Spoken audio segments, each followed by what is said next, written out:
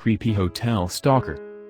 This primarily happened to my mom, but this has badly affected me mentally too with worry. She wanted me to post this just to give people a heads up that you can encounter creeps literally anywhere. This is going to be long-winded, sorry. But I just wanted to get in every detail possible. This happened last month and we still don't actually know what happened with Jeremy in the end. I am a 19-year-old female who is studying in a university in England. Entering my second year last month, we decided to stay in my university town the day before I was due to move in my student home so I could get there early and move my stuff in and give me the rest of the day to relax before we started Freshers Week. The night before moving day, me and my mother stayed in a hotel located in my university town. We were greeted by a very friendly man called Jeremy. Jeremy was very attentive and showed us to our room and stayed around 10 minutes telling us the history of the hotel and repeatedly asked us if we needed help unpacking and stuff, which we kindly rejected. It was a Friday so me and my mother went around the town and had a few drinks, nothing too heavy as Freshers Week started the next day so I wanted to be fresh for the Saturday night. Before going out, Jeremy explained that he never works weekends so he told us to have a good night and wished me luck with the rest of my university journey. He gave me a hug and gave my mother a hug and a slight kiss whilst moving his hand down towards her bum, which she found weird but brushed it off as nothing. My mum is 37 but looks young for her age and Jeremy is easily in his 40s, so we just thought Jeremy may have fancied his chances with her. Moving on. Me and my mum have a great night around the town and watch a couple of live bands and have a few wines so we are a little on the tipsy side. We get back to the hotel and the bar is still open so we decide to have a nightcap. Whilst we are having a drink in the bar, Jeremy emerges from a back room and spots us and makes a couple of jokes. Jeremy then proceeds to watch a video on his phone on full volume of a woman screaming at the top of her lungs as if she was being murdered. The screaming was blood-curdling and made me and my mum unsettled, and also another couple in the bar looked a little concerned as well. The video went on for 3-4 minutes before Jeremy left and went into the back. When we make our way to bed, my mum had taken her shoes off after they had become painful after dancing in the bars earlier. Jeremy emerges from the back room and puts his arm around my mum and says, "Oh, let me help you to your room, honey. You must be wasted after all of that drinking." My mum isn't actually that drunk and insists she is fine, but Jeremy persists and basically follows us to our room and proceeds to come in, but I bid him good night and close the door pretty much in his face before locking it. The next morning, we are up early and make our way down for breakfast.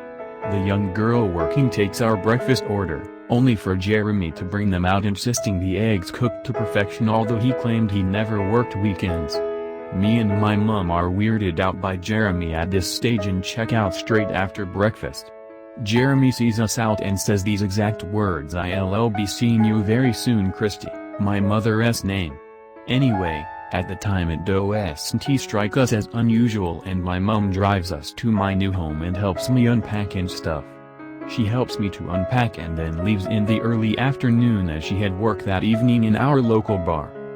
The rest of the day goes by without much going on.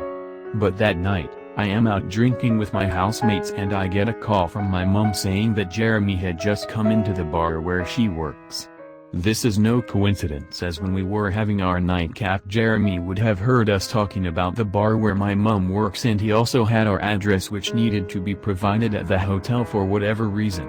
He had also said to my mum when she was pouring his pint that she should go round to his friend's house after her shift, which was just around the corner. This call really scared the shit out of me. About half an hour later my mum called me and said that Jeremy had left the bar after she rejected his offer to go to his friend's house later, but Jeremy had said he'd be back for her later. This was really worrying and I told her to make sure a customer was with her as she was locking up on her own on that evening. After this call, I felt sick and didn't join my friends in going to the nightclubs. In the meantime, I called my dad, who no longer speaks to my mum. They aren't on bad terms, they just chose not to keep in contact with each other after they split a few years ago. My dad is a club bouncer, but he wasn't on duty that night, but I called him and begged him just to drive down there and make sure everything was okay. My dad clearly knew by my shaky voice that I was panicked, scared and helpless. 1 a.m. rolled around and I didn't get a response from either my mom or my dad's phone. I was worried sick and hoped that Jeremy hadn't been waiting round a corner and done something to my mom when she was locking up. At 1:30 a.m., my mom finally rang me in hysterics. As she had been locking up, Jeremy had pulled up in a car with 3 other men and shouted her to get in the car for a ride. My mom declined his advances and he got out of the car and approached her and told her that he wouldn't tell her again. He said she had been flirting and teasing him ever since she checked in last night. She told Jeremy that is complete bullshit and she wasn't at all into him. As Jeremy got closer to her, she could smell heavy liquor. As Jeremy went to grab my mom, my dad pulls up behind the car and beeps his horn. This causes Jeremy to go back to the car and climb back in and tells my mom that he knows where she lives and he'll be waiting. The car screeches off. My dad then gets out of his car and tells her that I had told him to check on her. Scared to go home alone, she asked my dad to drop her off at my grandmother's as she didn't want to be alone.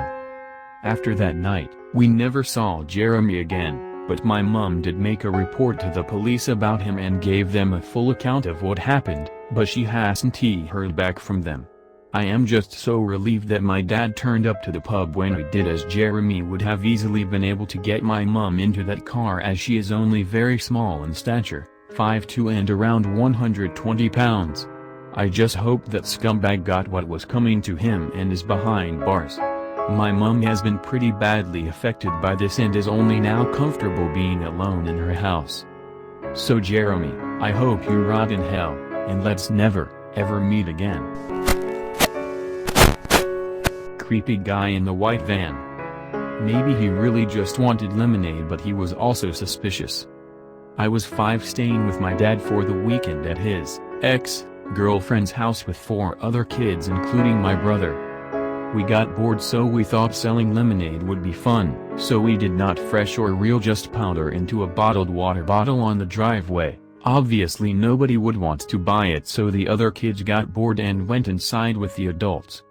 I wanted to stay outside to see if anyone did, and about 5 minutes later a big white van with black windows stopped in front of the driveway and rolled down the window. I remember seeing the man. He was Caucasian, maybe late 40s, with gray and some brown hair with gray eyes. He stated that I was super pretty, and my parents were lucky. We talked and he said he was interested in buying lemonade, but only if I got in his van and gave it to him. Him calling me pretty and stuff definitely made me consider, but also me being a goody two-shoes, I said let me ask my dad. I walked back in the house and asked my dad, and my dad stood straight up and walked by me and opened the door and walked out to look for the van, but it was gone. So creepy guy. Let's not meet. Why we stopped playing in the woods. This happened years ago but still haunts me to this day. Back when I was in middle school, I lived next door to a small neighborhood. All I had to do was hop the fence and I'd be in the neighborhood where all my friends lived. We were all between the ages of 12-13 and there were 5 of us.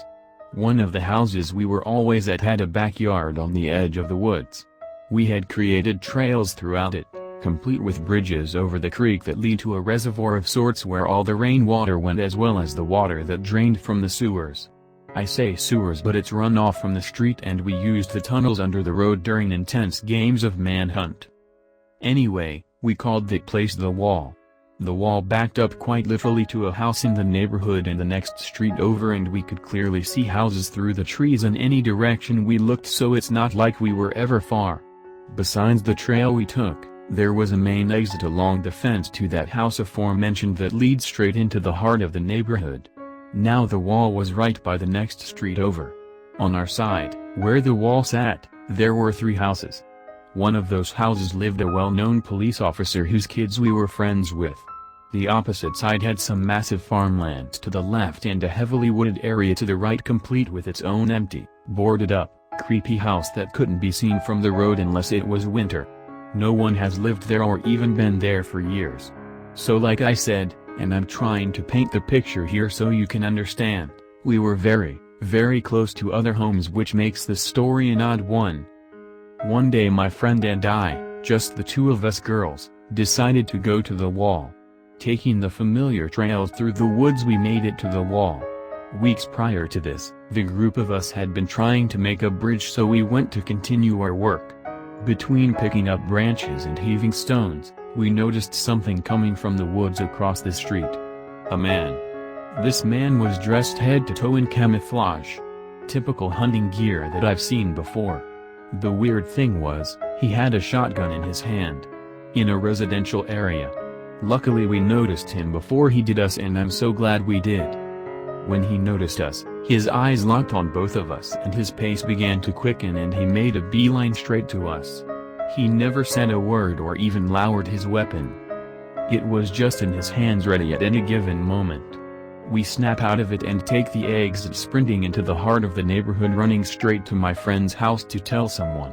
We tell her dad immediately, and he goes to check it out, only to find no one there. Not a trace. I don't know where or how that man was out of sight so quickly. Her dad wasted no time and was down there in seconds. The wooded area where the man came from was not large, at least not large enough to ever consider hunting on, and it was definitely not hunting land. It is an extremely residential area along with an elementary school that we used to walk to in less than 5 minutes. No lie, the school was right there. So I never understood why the man was out there, especially since there was a cop who lived right next door to where we were. To the hunter, I hope we never meet. That incident scared us so badly that we stopped playing in the woods and we never returned to the wall.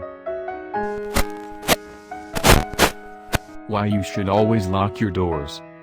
This encounter was not too long ago, and solidified in my mind why I will always close the blinds at night, and why, even in a quiet suburban neighborhood, you should always lock your door.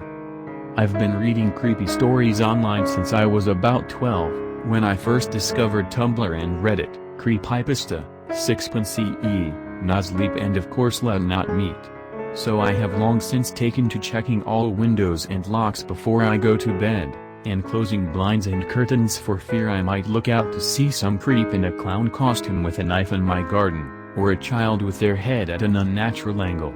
I always sort of wished I had a creepy encounter so I could write about it, but if I never have another experience like this, for the rest of my life, it will be too soon.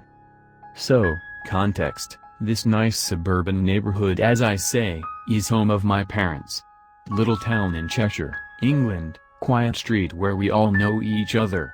Low crime rate except one house which has been heavily burgled twice in about 10 years, both opportunistic. Once because the keys were near the door and the invader smashed a small pane to reach them and let themselves in, the other time they'd left their blinds open overnight, leaving their laptops, wallets and both cars' car keys on full display. Anyway, I don't live with my parents anymore, but I was back in town and staying with them for a few days over summer. I was sat in the kitchen, which faces onto the street, and working on my laptop, just glancing up occasionally to watch people pass by walking dogs or strolling with a pram.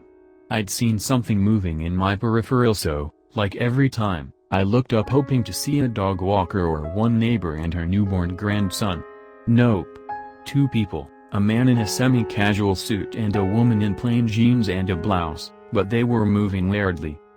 The woman had her head craned over to one of her shoulders and her arm on that side was bent backwards and unnaturally upwards with her hand rhythmically flicking. Her other arm randomly but smoothly glided about, guided by her elbow. It was a bit like when you try and push two magnets together at the same point of polarity. That's how I'd describe it. I have friends with epilepsy and I've never seen them contort or flick like that, not even their myoclonic jerks. The man looked more like one of those dancing inflatables you see at a used car dealership. That's the only way I could describe his movements.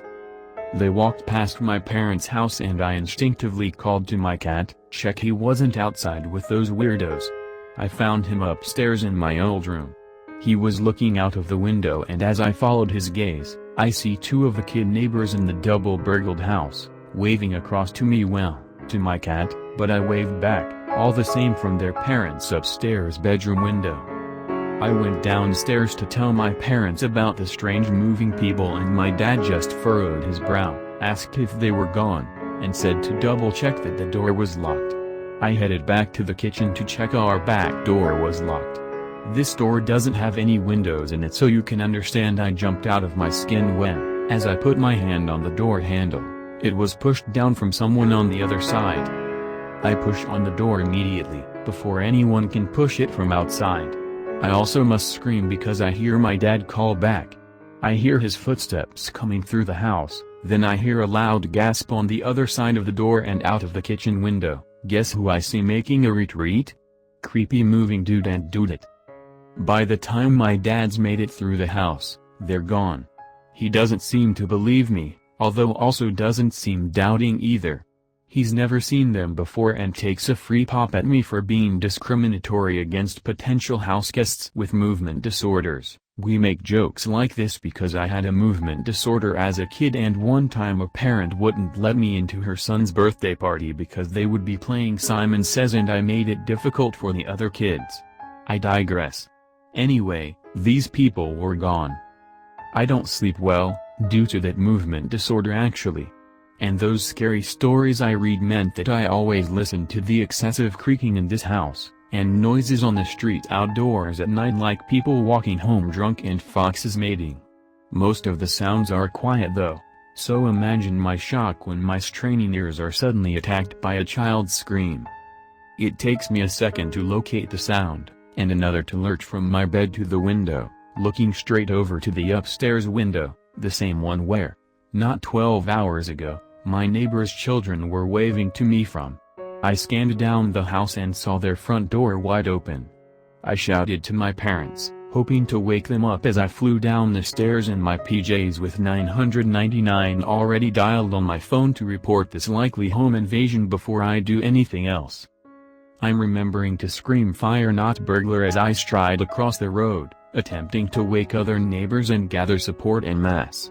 There are 2 kids and a teenager in the commonly burgled house, kids who I babysat for 10 years, and one of them just screamed, at 2 a.m., when their front door is wide open.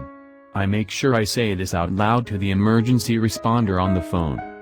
As I near the door I can see a figure inside, moving frantically. So after telling the phone responder what is happening and answering their brief questions, I shout into the door from a safe distance some phrases the police gave me to say. The police are on their way, families' names, we are right outside and we're getting help, is anyone hurt? And to tell the intruders we know you are there, please do not hurt anyone, the police can help you. I get a response from the upstairs window, and step back into the road to see the mother, holding all 3 kids in her arms, and she tells me the middle child, who's 9, found intruders on the stairs when she went to get a drink in the night. The girl, Imogen, tells me they're like clowns?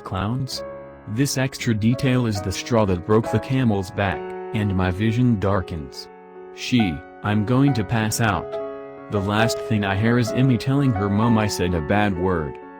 I came to in the middle of the road with a foil blanket on and a soft Octonauts toy under my head. I could see lots of blue lights, 3 police cars and an ambulance, that one's for me, and I can see my neighbors out of the corner of my eye. My hearing returns as Emmy tells me her little brother volunteered his toy because I hit my head when I fainted.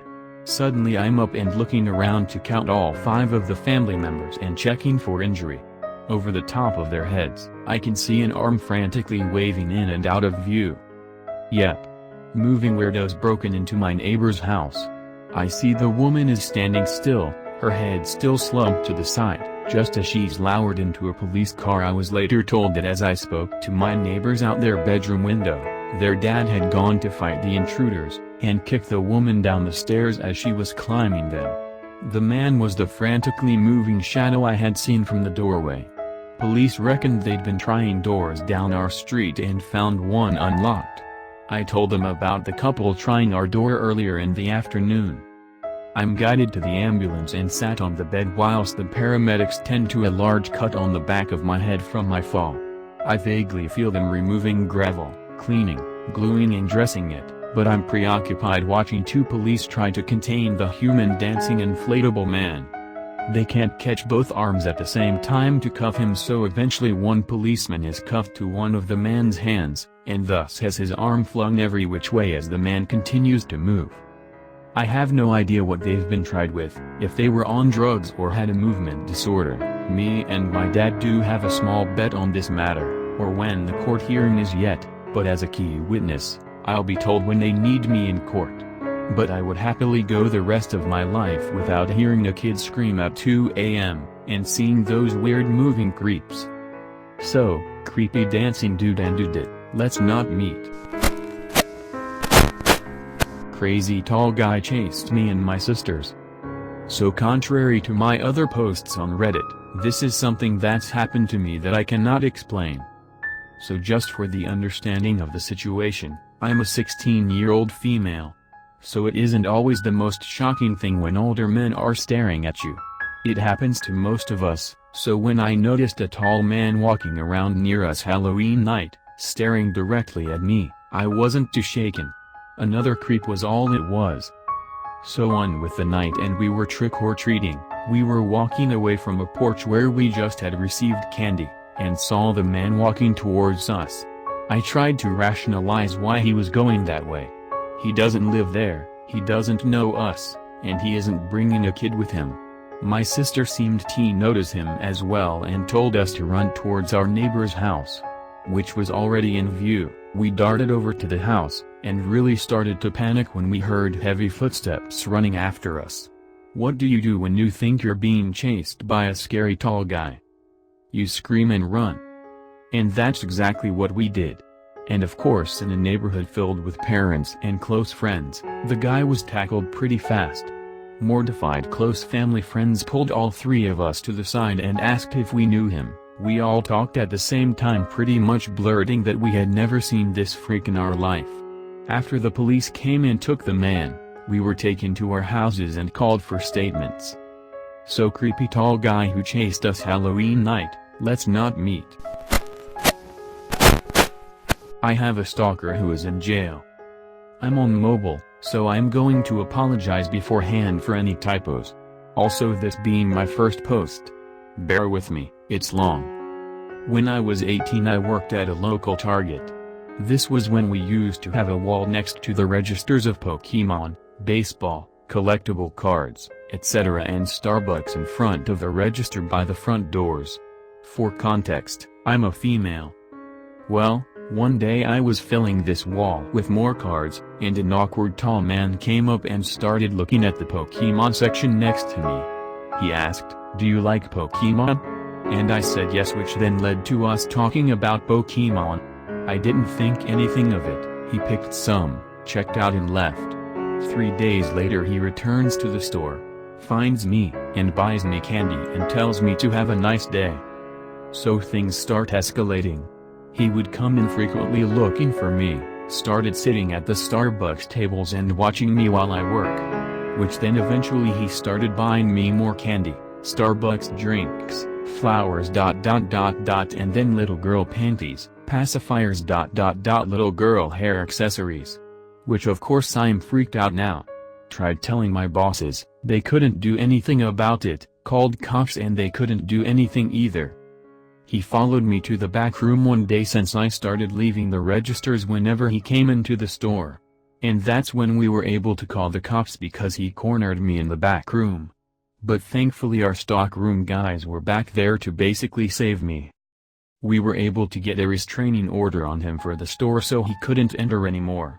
But that's when he started waiting outside for me, following me to my car and leaving love notes on my vehicle for me to come out to. It was terrifying and my mom knew, but again, we couldn't do anything. One day, he actually followed me from my work, to my mother's house where I lived at the time. I had never seen his car until this day. And stood outside the house, singing love songs and reading poems he wrote me. Loudly. My mother called the cops. We kept telling him to leave and when the cops got there they finally were able to get him to go away. But now he left me notes at my house. Sent me letters and packages with pornography, sexy outfits, girly panties, baby stuff, etc. During all of this, My mom and I were trying to get a restraining order on him ourselves and charge him for harassment. But it's not like it stopped him. Finally one night, I was coming home from work, he waited around the corner of my house and attacked me. He grabbed me around my face and dragged me to the ground. I screamed so loud and so much that luckily I had neighbors come outside and help me out. He got arrested at that point. I had enough evidence saved up to be able to take him to court, and now he's been in jail for 8 years now. Due to be released in 2021. He's actually in the Jester 4 unit. He was stalking another local girl that I connected with so we could help each other out after he got sent away. She was just starting to get his attention, so luckily she never got hurt. I don't ever want to meet him ever again. Edit, correct spelling of the Jester unit. Night out turns extremely terrifying. I am posting this here because my sister has constantly asked me for months and months. I am aware of this forum but never thought about sharing this, but I do feel maybe it could help people. This isn't a nice story and traumatized me for maybe 5 years. My sister said this would be a good place to share this and hopefully deter anybody from making silly drunk decisions. Around May of 2013, me and 3 friends from university were taking a gap year and decided to go traveling around North America. We are from the northwest of England. Up until this incident we was in the US for maybe 4 months. We left within a few days of this happening and returned home. Our trip was what you would expect of 3 20-year-old students. Lots of partying, drinking and drugs. We were relatively sensible though amidst all this and never really done anything people would consider crazy or irresponsible. We were renting a small flat and had about 5-6 usual spots we would go to where we would meet people, mostly women, and get drunk and hopefully try and get lucky. One particular day we had been to the local supermarket to get some food and things for the flat. We took a cab and the driver seemed really friendly and we got talking. He told us about a pretty good place to go to drink and filled our heads with the usual full of hot women, cheap drinks etc. etc. The driver even told us he would be going himself tonight and we should consider coming too and we could have a drink together. He was very interested in the English Premier League and wanted to pretty much talk about it because nobody there was into it at the time.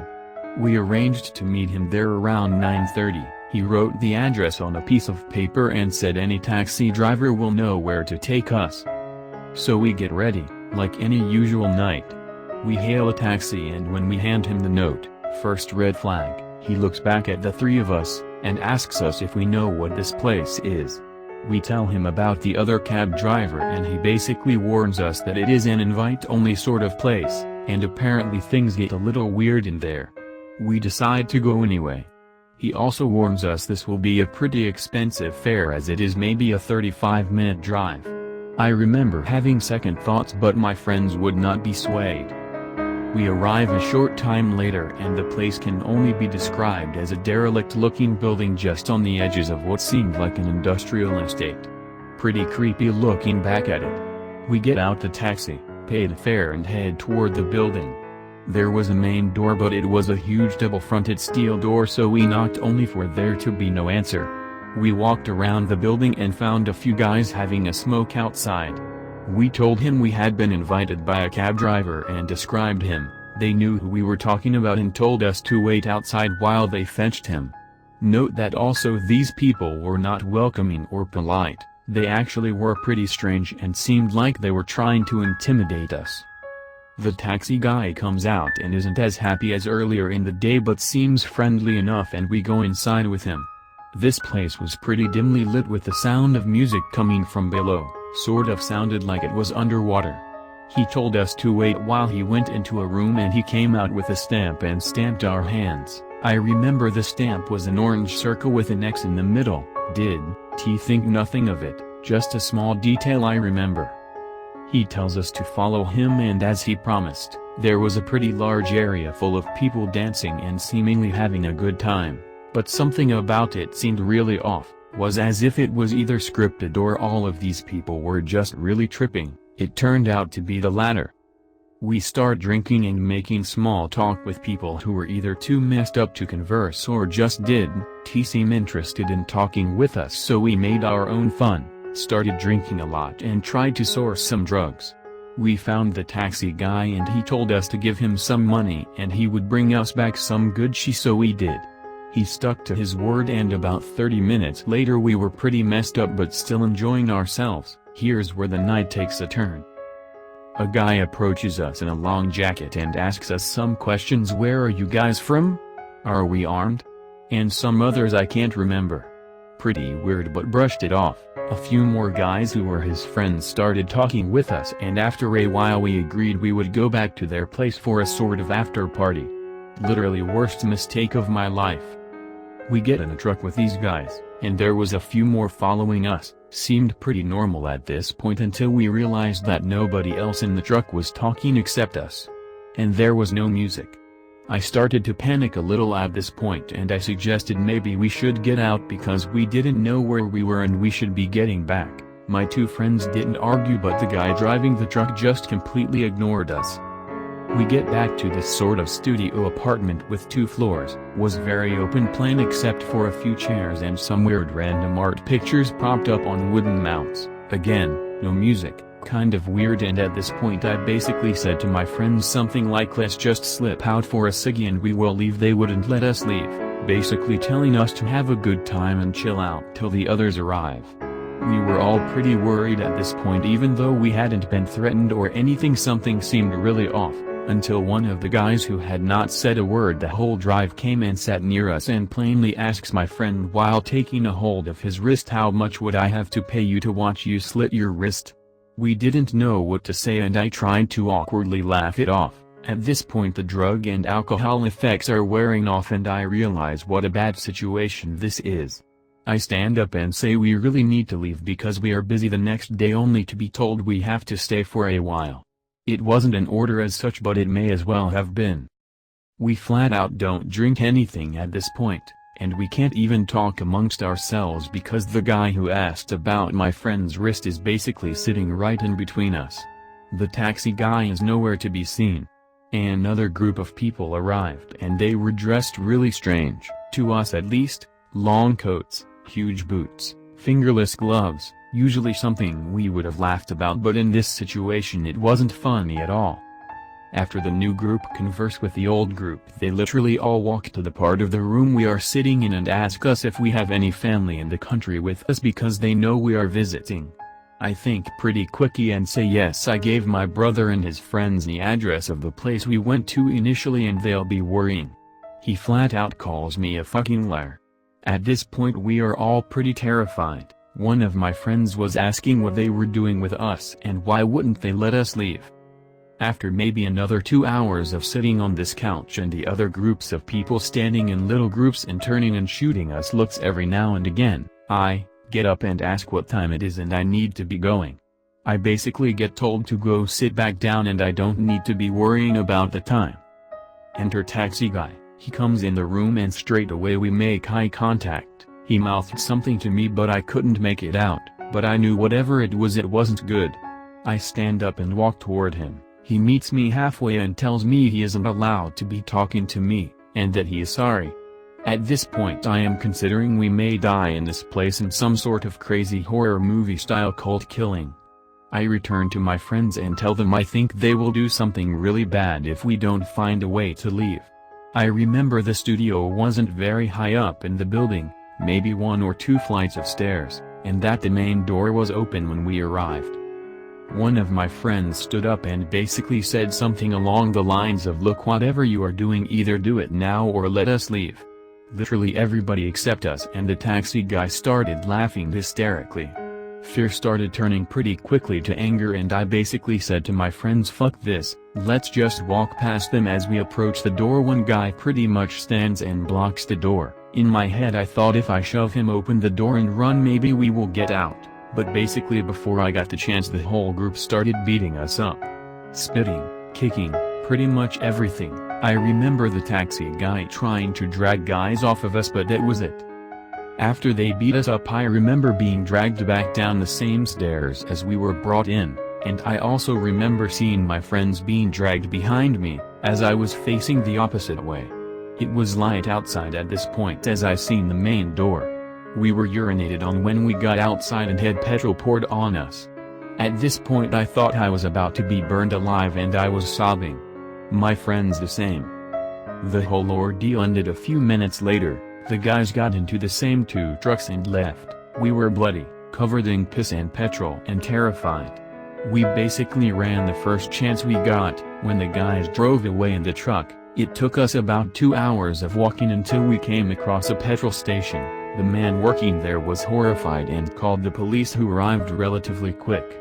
He asked us if we could remember where this happened, and we no longer had the piece of paper with the address to the place on it, and none of us could remember the name. We were still pretty shook up, but we managed to direct them back to the building we were locked in, still covered in piss and petrol. None of the injuries we got from being beat up were very bad, just some bruises and a couple of cuts. We told the story maybe 5 or 6 times all in, and were later informed of some other tourists who reported something very similar. The building we were in was used for art shows, and the locks to the studio we were in had been smashed off. This basically sparked agoraphobia with me, and after returning to the UK a few days later, it probably ruined the best part of my 20s and still to this day traumatizes me, but having a son and family and such has helped me greatly.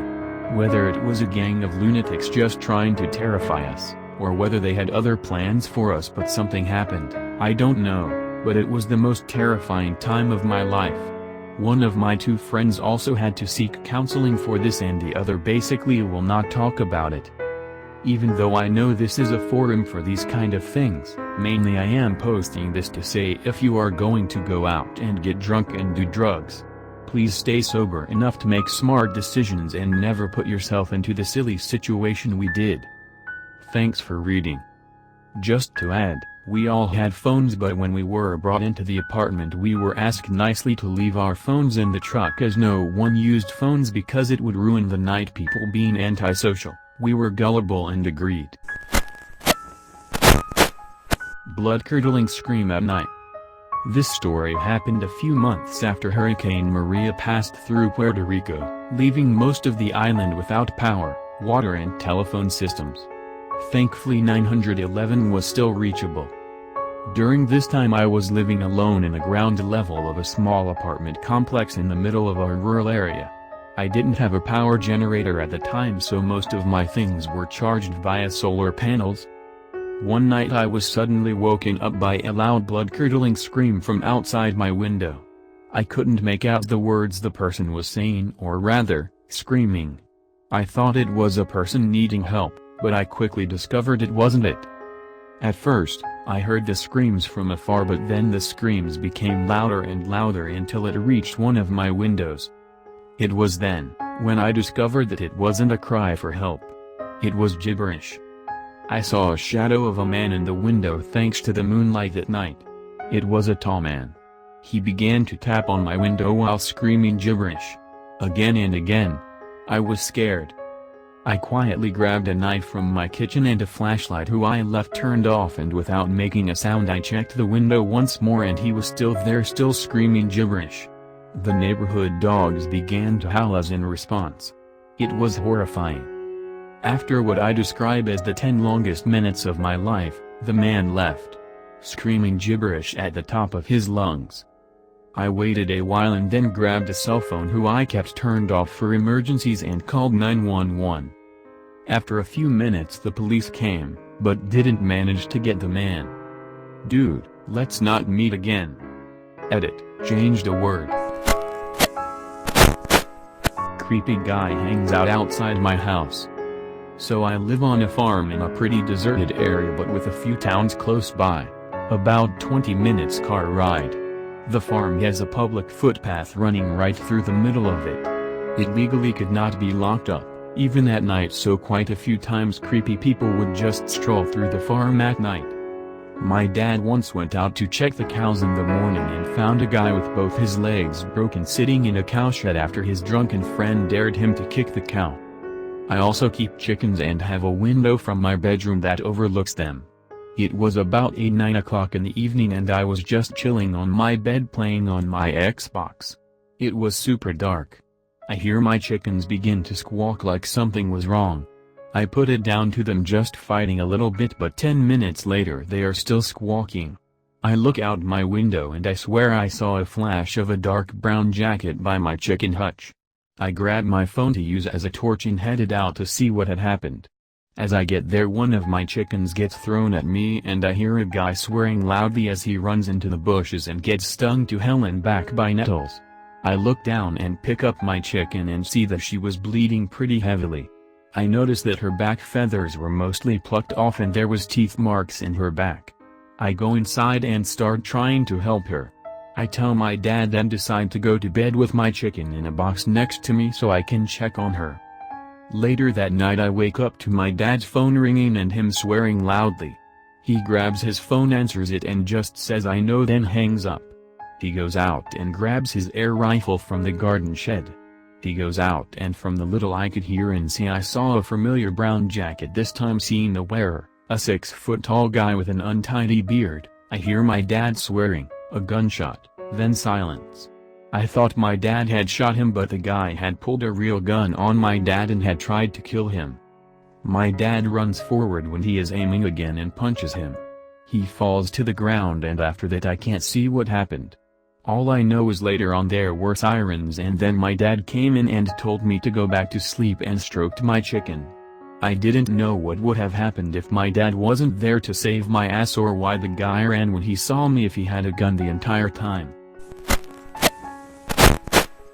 The man outside the window. This just happened tonight. My mom and I are currently placing heavier curtains to cover my windows. Basically, I sleep in a room that has a window to the side which faces an alley. Don't know another word for it, but it's a really narrow piece of street in our subdivision.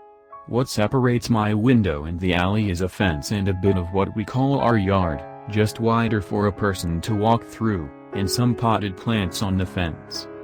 I was lounging on my bed browsing Reddit on the phone when our neighbor shouted really loud by the window and my mom went outside.